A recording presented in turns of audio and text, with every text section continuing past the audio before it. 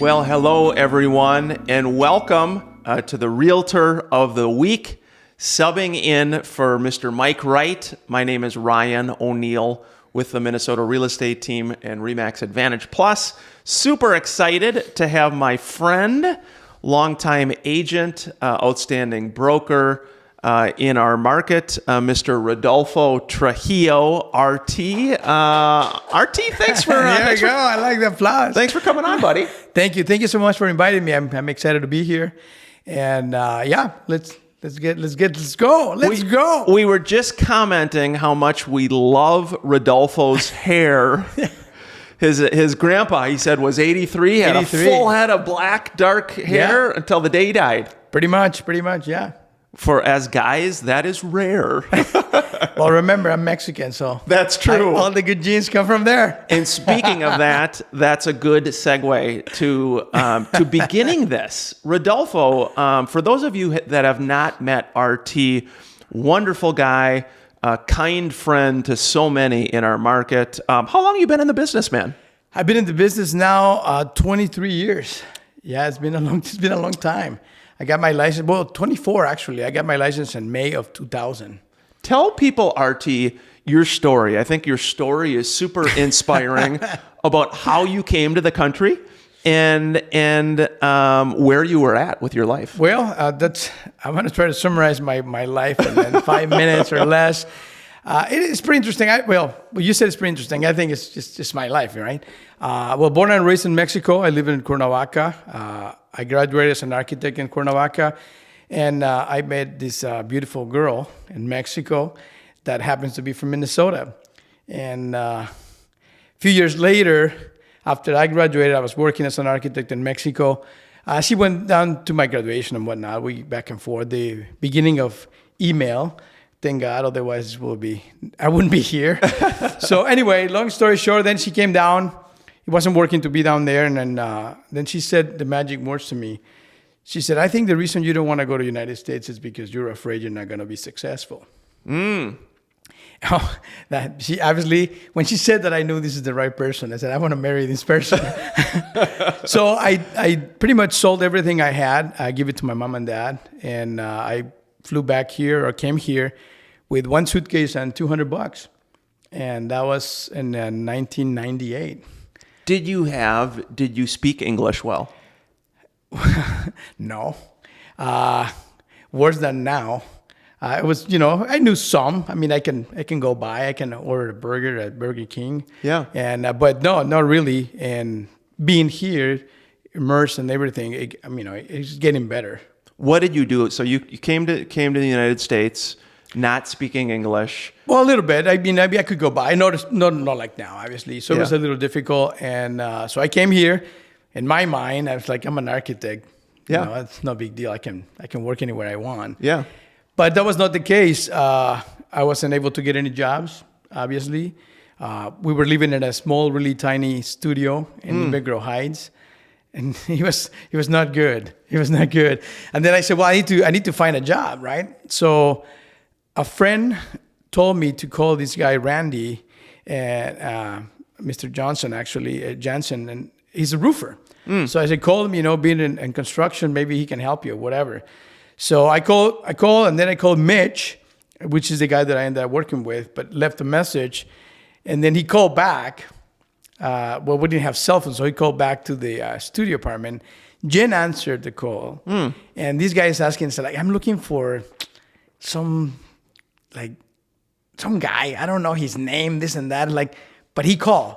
And Jen I don't know who you're talking about, And then he says, well, he called for a job. I'm like, oh, yeah, this is us. Yeah. This was Rodolfo. And I met Mitch, and I started working with Mitch as a roofer. Wow. That's the hardest job I ever done in my entire life. Physically doing the roofing. Physically doing the roofing. And because I was the newest on the crew, I was actually the cleaning crew. I was cleaning everything. And I only lasted 3 months, to be honest with you. I never worked that hard in my life. And I was like, this place is bad. Yeah. I'm going to go back to Mexico. I'm an architect. I don't want to be here. But anyway, my English got a little better, so I got a little bit more confidence. And I started interviewing to get jobs as an architect, so even a drafter. 13 interviews later, nobody gave me a job. They saw my portfolio, they saw what I did in Mexico, they liked everything I did. But the last question was always like, so where did you go to school? And I said, well, in Mexico. And I said, nothing in here? It's like, no. And at that moment, everybody stopped. So my 13th interview, I said, if you don't give me a chance, you're missing out. I said, I'm better than most of you. Yeah. And then when I said that, they were like, whoa. And I said, that's the truth. I said, I believe I'm better than any of you in this panel. I said, but if you don't give me a chance, there's no way you're going to know. And, well, I was desperation, obviously. And then everybody stood up and left but one. And the guy was very kind and came to me. I said, just because of what you said, I'm going to spend some of my time with you. I said, my best advice to you is you got to go back to school here and get some sort of degree from here. And then we go from there. And I followed his advice. I went to school for 2 years. And so rather than making money, I was losing money by investing more. And money that Jen and I didn't have. But that was great because there I was able to meet somebody else that introduced me to real estate. And I met Mr. Luger in Century 21. I got my license and I started working. I got my degree here. I started working for Dayton's Corporation, it was Marshalls and Dayton's, and now it's Target. And then there, I started doing real estate on the weekends. And within 6 months, I knew this was my calling. And then I became a full-time real estate agent. That was the best decision I ever made in my life, and that was the worst decision I made in my life at the same time. Why? Because when I told my mom and dad that I was going to be a realtor rather than an architect, my mom, the first time I went back to Mexico, she will introduce me as, well, this is my son that was an architect and now is just a realtor. Oh, man. So that was kind of hard for my mom. I love my mom, by the way. My mom and dad are my biggest inspiration. But then a few years later, I bought the franchise. I bought a RE/MAX franchise, and then I went back to Mexico. And then my mom was like, this is my son that owns a RE/MAX franchise. He changed it 180, but it was funny. Well, and I think that's an interesting piece. So Rodolfo, one thing about him, he is very bold, takes action, very decisive, all things that have helped him tremendously as an agent, as a broker. Maybe talk about that, Rodolfo, because again, you had a franchise called RE/MAX Casas Homes, had a lot of agents there. Talk about that, how you decided to open a franchise, a real estate brokerage. Yeah, that was very interesting. I mean, obviously, I was with Century 21 for about 3 years, and the business was going great, but I saw the need, I saw the void, especially for the Hispanic community back then. I saw that opportunity, and I said, I need to be the first one to do this.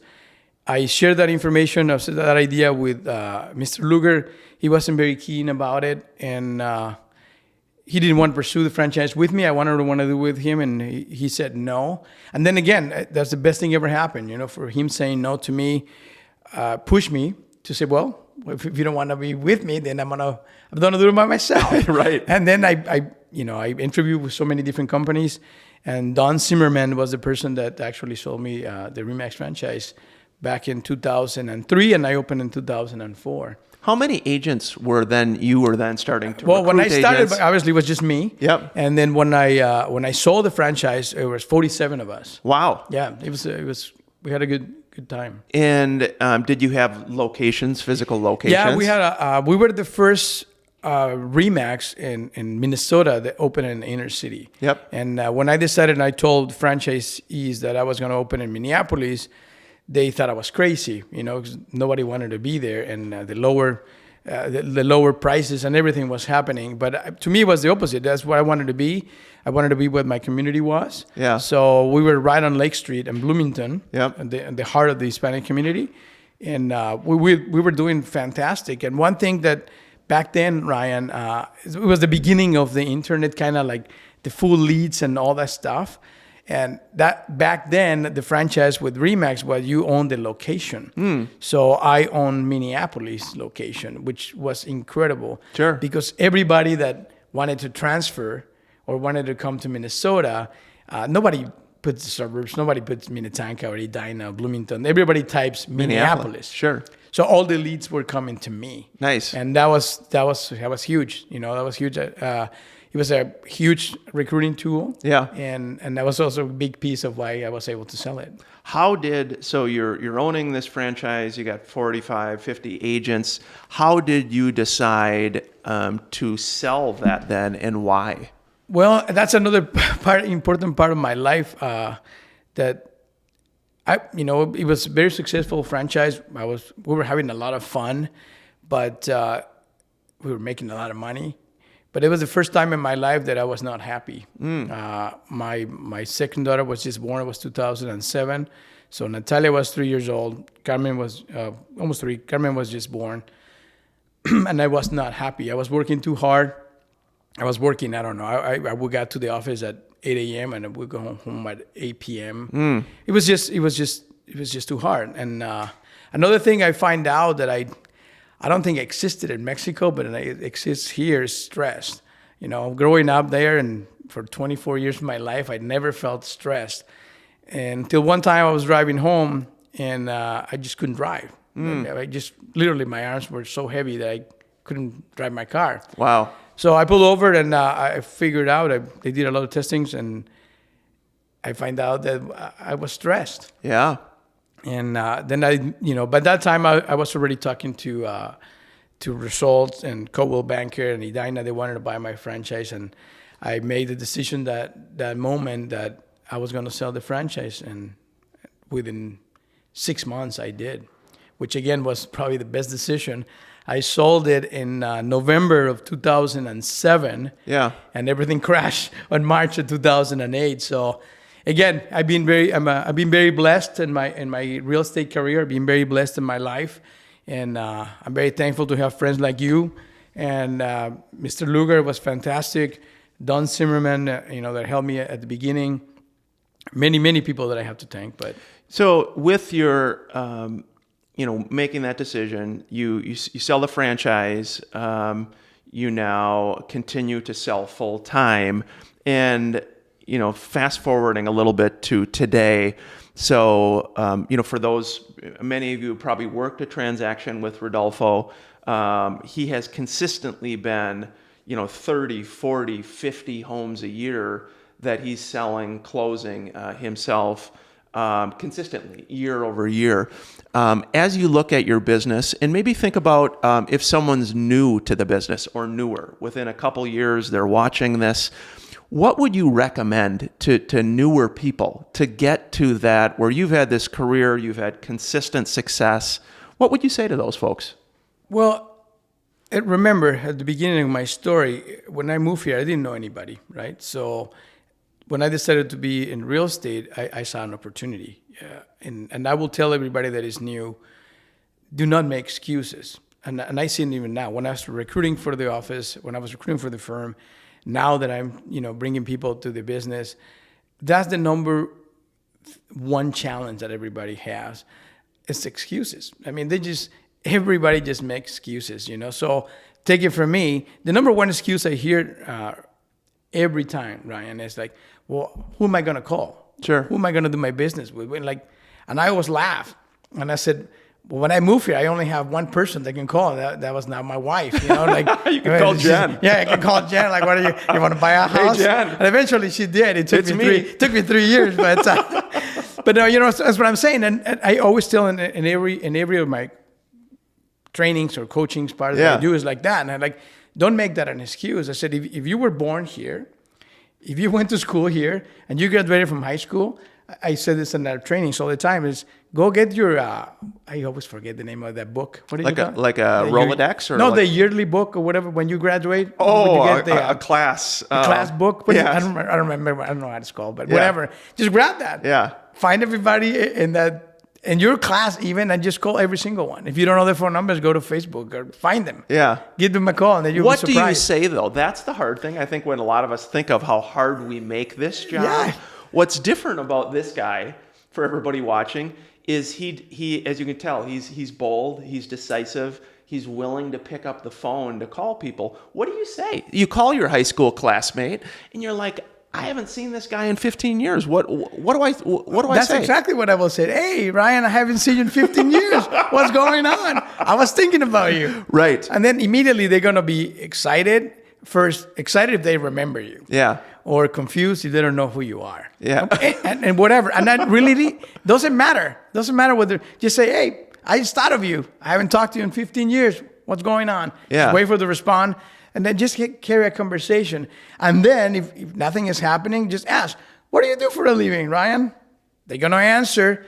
And because everybody in Minnesota is the best place, by the way. Minnesota Nice is the best thing ever happened. Because now they're forced to ask you, what do you do for a living? Interesting. There you go. So you ask them. You lead with that. Absolutely. I wait for them, say, what do you have done for 15 years, whatever. If they don't say anything, then my next question will be, so Ryan, what do you do for a living? Oh, yeah. I work in real estate. Whatever the answer is. Yeah. Oh, you do? Well, me too. We should get together. Now, give me a different answer. Yeah, you know what? I'm a musician, actually. Fantastic. Yeah, I How's really it going? enjoy it. It's fun. It's enjoyable. Love music. Really enjoy that, RT. And then I will be quiet. I'll be waiting for him to ask me. And what do you do? Oh, I'm glad you asked. I'm in real estate. Oh, how's that going, RT? Oh, it's going fantastic. Never better. Oh, wow. Do you own your own house? No, you know what? I've been renting for a while. Oh my goodness, we need to get together. I'm gonna buy you a coffee. I just would like to see you, chat with you, and I'm gonna show you a couple of things that you might be surprised. I might be able to help you get a place. Okay, interesting. So and you notice how RT is just very direct to do that. And I think as agents, think about it though, as agents in the world of technology that we're in, RT. You did a recent training.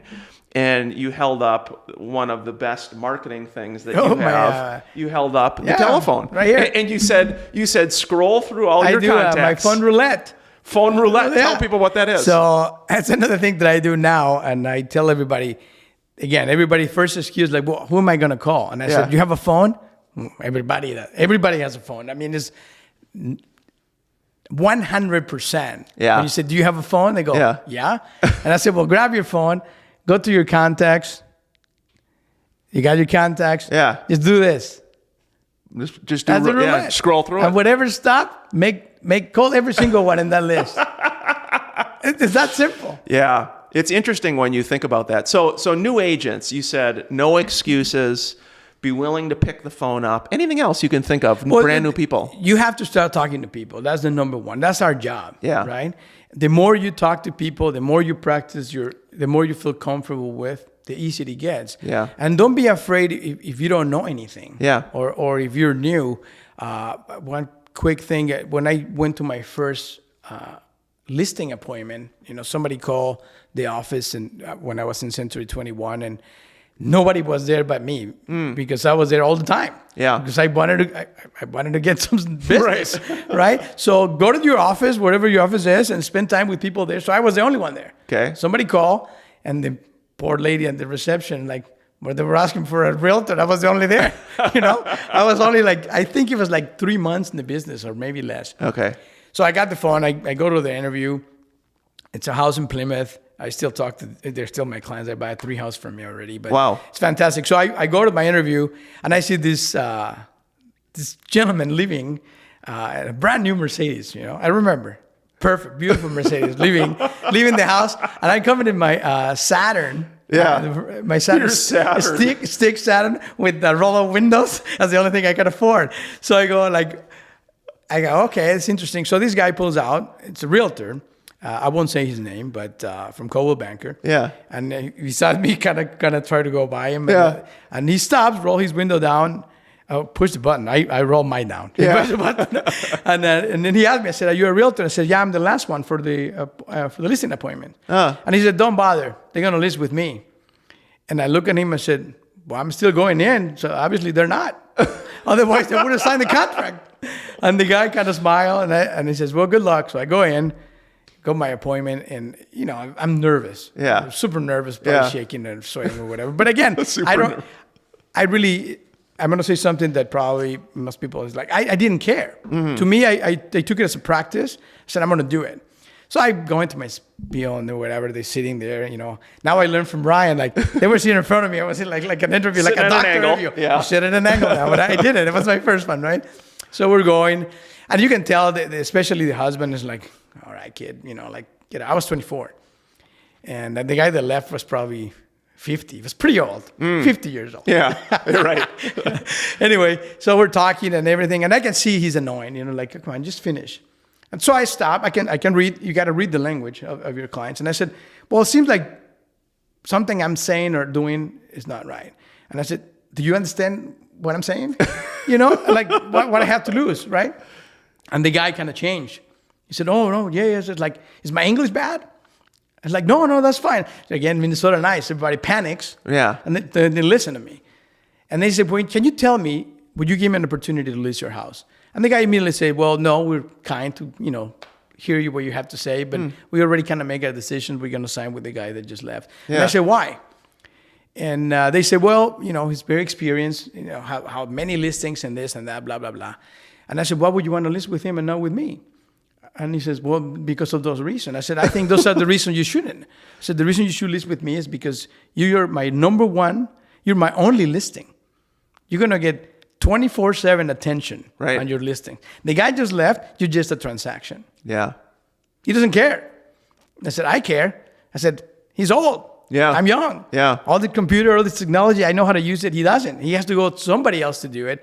So it was a little bit of desperation, obviously, but I used what I was in my tools to compete to that. I didn't have any experience.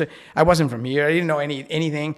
So why worry about the things that you have no control? I use the things that I have control. What? I was young. Yeah. It was my only listing, 24/7.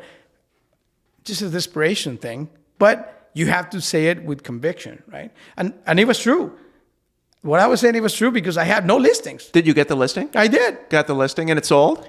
Yeah, it sold within, back then, I think it sold within a month or so. It was really good. And the best part of it, the guy was hesitant, and I turned to the wife, and I said, ma'am, will you list with me? and she smiles like, yes. And I said, sir, then let's do it. I said, give me a shot. And I even told him, I said, if I don't sell your house within 40 days, you cancel the agreement. No questions asked. Yeah. I took a shot. I know back then the average day on the market was 27 days, I believe. I remember perfectly. I like numbers. Yeah. And I said, well, 40 give me an extra time. But if it doesn't, who cares? You're being willing to ask those tougher questions. You have to. But you do it in kind of a fun way. If you notice, Rodolfo's got a smile on his face always. He's fun. By the way, with our team, with the Minnesota real estate team, we do a fun trip every year, a top producer trip. He has made the trip every year. And this last year, we do sometimes a fun little music show where I'll play some piano and sing. I called Rodolfo up the night of, and I said, hey, I want you to sing a song. This guy, with no hesitation, came onto the stage, basically sang the song in front of like 70 people in the lobby. That's what I think makes you tick, is your willingness to just go for it. Well, I'm pretty shy, so that's one of the issues. No, I don't care. People, it's another excuse. People say, well, I'm shy. Yeah. Well, I'm this, I'm that, I'm that. All these excuses, I'm sorry. That's what it is. If you don't want to do what is necessary to do to succeed in this business, well, I have another advice. Go do something else. Yeah. It's that simple. Are you worried at all? So again, there's this whole NAR thing coming out and this changes. And what do you think? I mean, what do you think about it? Are you worried about the profession? Thoughts? Well, that's, being in this business for this long, I've been in up and downs and different markets and changes and shifts. And when this happened, and when I heard it the first time, I don't know, 8 months ago, whatever, my first reaction was like, I'm still human, right? So I did panic a little. Yeah. Like, oh, what's going to happen? Yeah. But then I kind of sat down for a minute and I thought, well, this is great.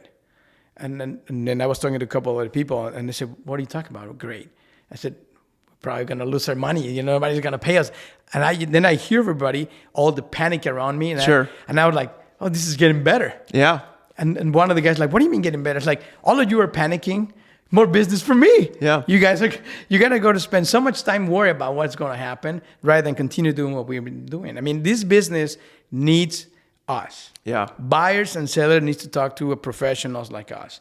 And now, if this is your profession and this is what you're going to do as your career, you need to be informed. You need to read all the emails. You need to read everything that comes on the news about it, good and bad, because you need to be aware of everything that's happening. Otherwise, then, you're going to panic and then you're going to suffer.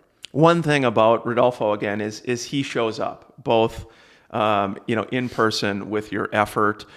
We talked a little bit about new agents, some things.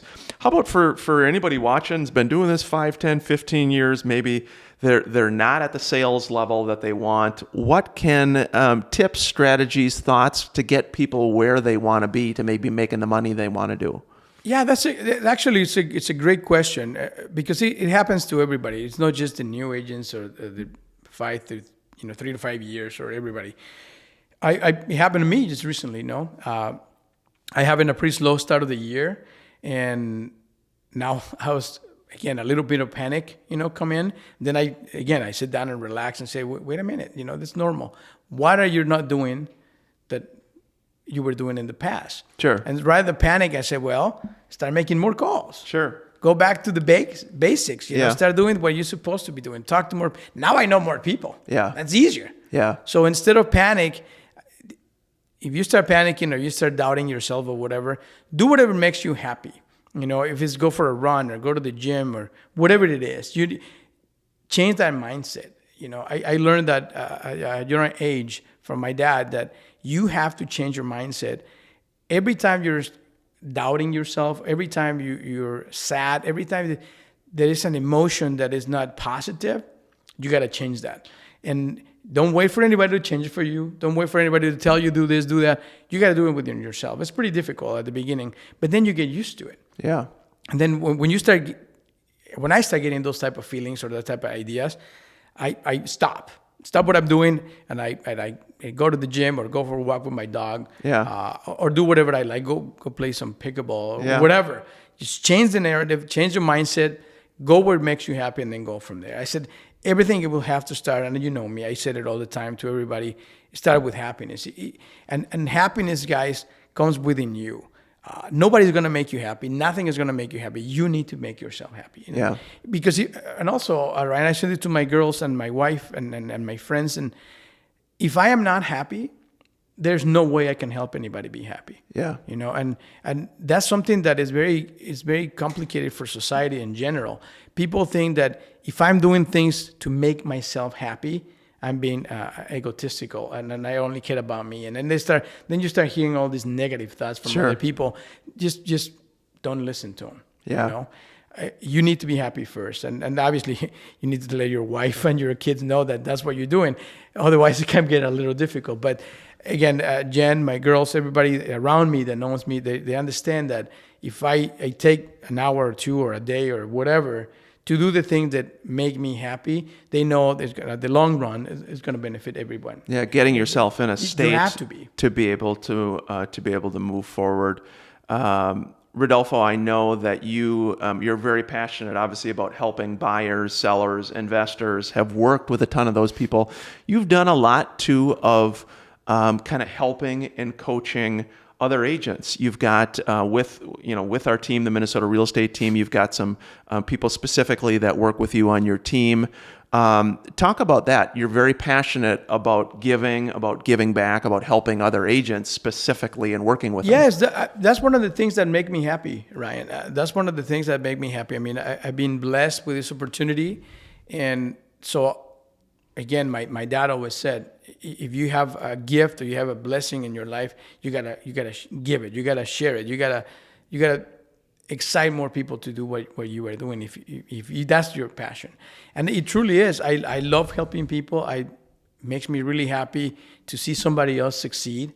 That's exciting, If anything that I can tell them or anything that I can provide or I can suggest, move the needle a little bit, to the positive side, to the better, do more business or whatever.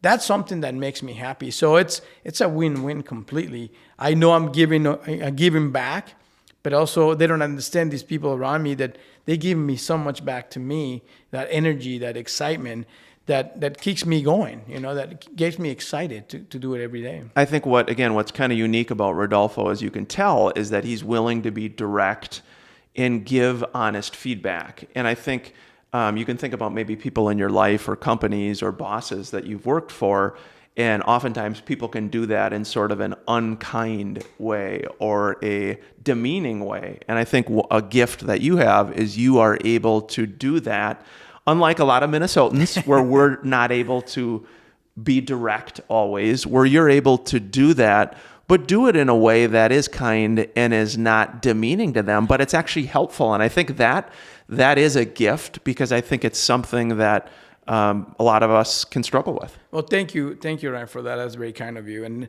it's true. I mean, if you ask me for advice, if you come to me for help, you're gonna get it. I'm gonna give it to you. I'm gonna give you my time. I think it makes me happy to help, but I'm not gonna lie to you. I'm gonna tell you the way it is. I'm gonna be direct. I'm gonna be straight. But yeah, I'm not gonna be mean or anything like that. Now, in many instances, I've been told that, well, that was mean. And I asked that particular person when I'm training or whatever, and I said, why? I said, because I told you the truth. And then they stop. And I said, I didn't say anything bad. Yeah. I just said, you're not doing X, Y, and Z, and let me help you do it. Let me show you a different way. And I said, that's not being mean. I said, well, I just don't like to hear that. Well, that's a different story, But that's a different story. But we don't want to hear it. People don't want to hear the things that they need to be done. And obviously, if this industry, this job, being a real estate agent was easy, everybody will do it. Yeah. And you know what's funny? Everybody thinks it's easy, and everybody tries. Yes. But then when they see the actual work that need to be done, is when they realize that it's not that simple. And it's not just opening doors. Like, well, anybody can do that. Yeah. I'm not gonna say what I normally say. Everybody can open a door, but that's nothing, right? The coaching that goes with our clients, buyers or sellers or investors, the time we spend behind the scenes preparing all these numbers for them and show them what's a good opportunity or not. And also, as many of you know, you need to be direct and sincere and honest with everyone. If you go to a house as a buyer's agent and the house isn't great, just tell them. I always say this, and you guys can use it if you want. I always tell my clients when I'm representing a buyer, and I said, I will never tell you which house to buy, but I will strongly suggest you which one not to buy. I said that to every single of my buyers. Yeah. And it's true. So I want them to know that I'm here with them. Yeah. I'm not here just to sell them something. Yeah. I don't sell nothing. Yeah. I provide a service. Yeah. I always tell to all the people that I train, all my agents, I said, you don't selling anything. You're providing a service. Now, if you own the house, then you'll be selling the house. Right. Otherwise, we're just here to coach. We're here to provide a service to help them get to the point where they want to be. How about social media? Thoughts on social media? Thoughts on CRMs? Social media, everybody, if you know me, everybody knows me. I'm in social media all the time, right? I do a lot. In my personal part, I do a lot. And in my business part, I post information and a few things here and there. And I'm going to make a lot of people unhappy here, but I'm going to say, but I'm sorry. You will never see me, I just sold a house. I just sold a house. I just don't do that, And again, if you're doing it, good for you. I'm not. Everybody has different ideas. I don't do that because that's my job. Sure. My job is to get you into a house. So I'm not going to jump up and down like, I sold a house. Well, dude, that's your job. Expect it. Yeah. What are you excited about? That's what bothers me in sports now. That's why it's hard to watch it. When somebody makes a touchdown, they make these dances and whatnot. Like, dude, you're getting paid millions of dollars to do that, and you're supposed to. Sure. You drop the ball, nobody does anything. Like, come on, So the same to me is the same in real estate. Yeah. Use social media in a different way. Use social media to let them know who you are and what you do. But I don't do that. I don't get the excitement of I sold this, I sold that. I don't. I rather post like, what's happening in the industry. The interest rates are here. This is what I believe is going to happen, and give some information that is valuable. Yeah. Something that I learned from you, and it wasn't part of my presentations or my talkings or whatever to clients, is if I focus on value, I don't need to worry about anything else. Yeah. If they know by doing a transaction with me, I'm bringing value to them, then I don't really need to do anything else. Yeah. And I honestly believe for all my clients, I want to be their real estate agent for life. I don't do a transaction business just to do one deal and done, because then you're going to suffer. Then you're going to have to do the calls daily, right? But if you do it truly with a passion and with value, and you show them the ways to do this and the different directions they can bring with real estate, I think they're going to stay with you for forever. And then I've been blessed again that 85% of my business is referrals. And I think it's because of that. You, couple last thoughts here. You are super involved in life. I went to, I've gone to different events over the years. This summer, you got a big birthday party, I know, coming up. But you are kind of like the mayor of Minnetonka, where you're just so involved with stuff. And I think, I think maybe some people think about that and, I'd like to be more involved, but again, how do I do it? What do I get involved with? And I think you do stuff though without the intent of getting business. In other words, you're just involved. Well, I love life, and I'm trying to be happy all the time. And now with my daughters, I've been involved with them in sports since they were little. I love soccer, so I coach them in soccer. They both play. Now Natalia plays. Natalia's done; she's in college. But Carmen plays lacrosse and tennis. I like tennis, but lacrosse I have no idea. I've never played, never seen it. And she's been playing that for a couple of years. So I showed up. You have to go. And I showed up because I'm excited. I want to see my daughters. But I also go there with the intention of meeting new people. Sure. So you never get, this is probably a little bit. Every time I'm out, every time I go out and do something, in the back of my mind I'm always thinking, that's a potential client. That's a potential client. That's a potential client. But I think in a different way, not like I'm going to sell them something because I don't sell anything. I provide a service. I just how can I help this person do something different in real estate? I always have that in the back of my mind. And it's true. If you ask many of my friends, Realtor, they probably think that I don't work because I'm always doing something. but that to me, that's part of work. Everything I do is with a purpose to have fun, but also to meet new people. And again, I think keeping it simple, and again, wherever you're at in your career, you think about it, over your 20 plus years of doing this, Rodolfo, again, meeting new people, building relationships with people, wherever you're at in life. And I will never say no to anybody.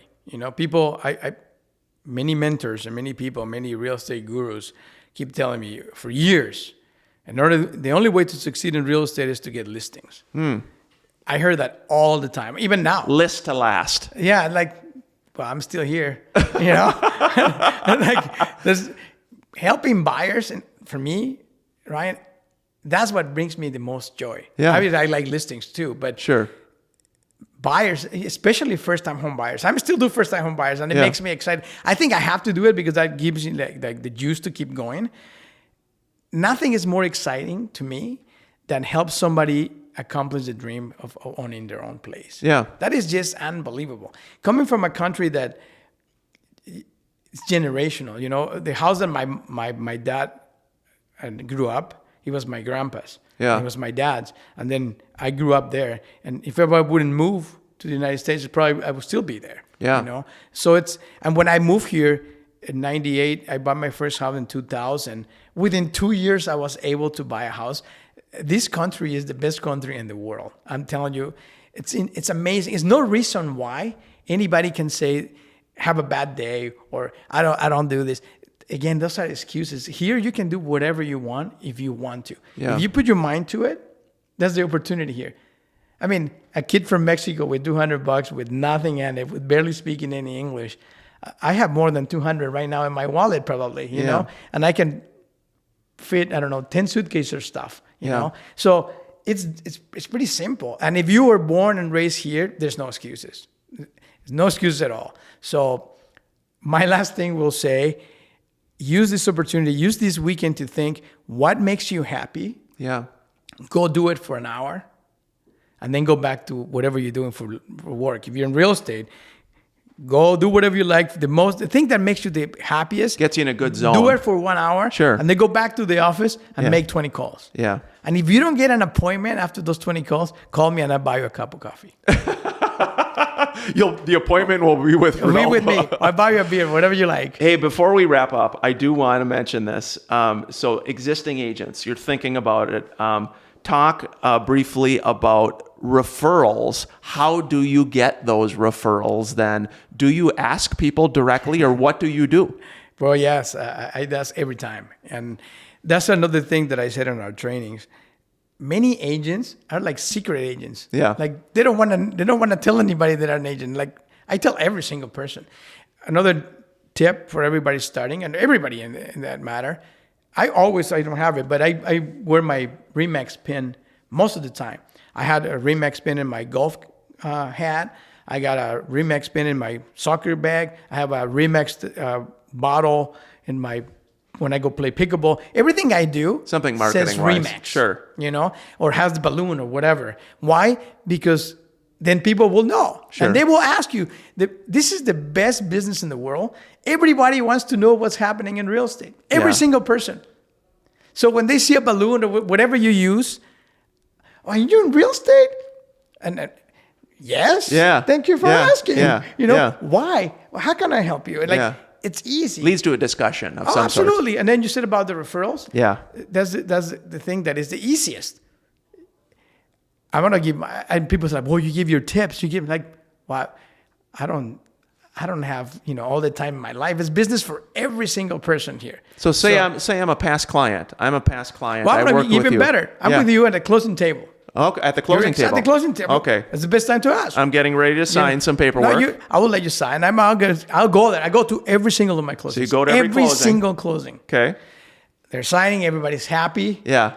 99% of the time, nothing. Everything is excitement. A few things here and there that sometimes is not, but especially if Mike Wright is there. Mike is there. We love then you're Mike. good. Mike's at that closing. Such a good dude. Good spirit. Everybody's happy. Everybody's signing. Happy. They're signing. I'm always say this. I'm here to support you. I'm your cheerleader. Yeah. They're signed. Blah blah blah. And there's a period of time when you finish signing that your your closer is going to go and make some copies because they're going to give you all. So there's a perfect time, about 5 to 10 minutes, that most people think, oh, that's pretty awkward. I'm like, no, that's pretty awkward. I said, that's the best time. And they're excited they just finished. So I said, at that moment, and I said, I hope your experience with me was great. What are they going to say again? It was very good, great. Rodolfo. I loved working with you. Thank you so much. Yeah, thank you. Now I want to ask you something. Can you do something for me? Sure, I suppose. I need you to write me a referral. Write you a referral? Yeah. Could you do that? I don't know if I have anybody. Don't worry about it. I got it in my phone. It's already open. All you need to do is write it. Right here. Can you do it, please? 100% will write it up. Wow. What are they going to say? No? I mean, yeah, you give it to them. Now, it's my fault and I take full responsibility. Sometimes I forget and I don't give them my phone, you know? But every time I give them my phone or a tablet or sometimes I say do you have Google? Yeah. Well, Google my name. Yeah. I showed up, you're right. Do they ever not like that and get offended that it's too direct? Well, they still write the review. They haven't said no, right? So directly asking at the closing table. Yeah. And if then, you don't do that, and then you wait, and a week later you ask, your chances to get a referral will go down to probably 10%. So doing it at the I do it right there. Or I ask. It depends on the client. If I'm comfortable that I don't do it that direct. But if I know that they're super busy, that if I wait a day or two, they're not going to write it. They like you. Don't get that wrong. They still like you 3 days later, but they just don't have the time. They receive 100 emails a day. Yeah. So why are they going to do that? Yeah. And now, if you're newer, don't ask for a referral. Don't ask for a review. I'm sorry. Yeah. Don't ask for a review. Ask for a referral. Yeah. The same way. Same way. Can I ask you for a favor, Ryan? I know you're happy. Everything was exciting. Can I ask you one thing? Yeah, sure. Do you think there's other people that will have a good experience or will enjoy the way you did buying a house? Do you think it's... I think so, yeah. Do you know anybody that is renting? I do, yeah. Could you give me the name and number, please? Sure, I suppose. All right, you have your phone with you? I do, yeah. All right, I bet you have it in your contact. Let's do it right now. That's a little awkward for me, though. No, you don't have to call. I'm making the calls. Just give me the name and number. Let's find it. Come on, pick up your phone, Ryan. Come on, let's do it. You can see how this guy. It's easy. Why he's done. It's easy, guys. Don't make it complicated. Yeah. If you make it awkward, then it's a problem. Yeah. If you start shaking and then when you give me the phone and everything, no, don't do that. And if you're not comfortable, practice. Yeah, practice. Put a mirror in your house and practice. Yourself is the hardest. For me, when I do all this practice or when I used to in the front of the mirror, I was the toughest, Yeah. like, wow. Yeah. I think it's been a lot of great information from Rodolfo today. For those of you, again, that know him, that have worked with him in the market, he is such a leader on our team, on the Minnesota real estate team. In the Twin Cities market, knows so many of you from all the different great companies here in the cities. You are loved by all, my friend. Thank you so much. I appreciate it. I love doing this, and if you want to call me or you have any questions, I'm always open. So you 612-384-7493. Call me. Let's go for coffee, beer, whatever. Yeah. If you have any questions, I'll be happy to do it. Yeah. Again, appreciate you taking the time to watch. We want to thank as well Mike Wright. Yes. Mike does an awesome job. Jake, they do an awesome job with this series every week. Love seeing so many of you agents, brokers. Just a great job that Mike and Jake are doing, and a great service for the Twin Cities industry.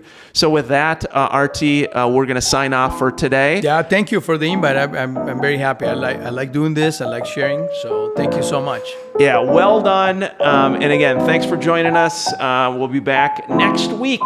Mike, Jake, and the team are going to have another great interview next week. So thank you, everybody. Enjoy the rest of the day.